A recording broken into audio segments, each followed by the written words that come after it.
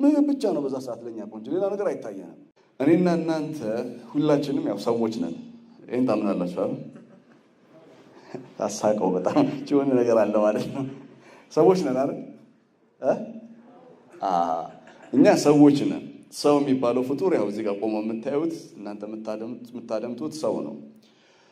በባህሪ ደረጃ ግን we are human beings ሰዎች ነን። ግን በባህሪ ደረጃ እንስሳዊ ባህሪ አለብን። አኒማሊስቲክ ቢሄቪየር አለን። እንስሳዊ የሆኑ ባህሪያቶች አሉ። እነዚህ እንስሳዊ ባህሪያቶችን ቁርአን ኦቨር ኤንድ ኦቨር ነው የሚያነሳው፣ በጣም በተደጋጋሚ ያነሳዋል። የሰው ልጅ ሁለት አይነት ማንነት አለው። ራሽናል ክሬሽን ነው። ራሽናል ክሬሽን ነው ስንል ዲፕ ቲንከር ነው። ሰው በጥልቀት ያስባል፣ ይመረምራል፣ ያስተውላል። ነገርን በእውቀት በማሰብ ላይ ተመስርቶ ያደርጋል፣ ይናገራል። so we are rational human beings። የሰው ልጅ ራሽናል የሆነ ምክንያታዊ የሆነ ፍጡር ነው። ግን ሁሉ ጊዜ የሰው ልጅ ምክንያታዊ ነው ብለን ስንመረምር ግን አይደለም።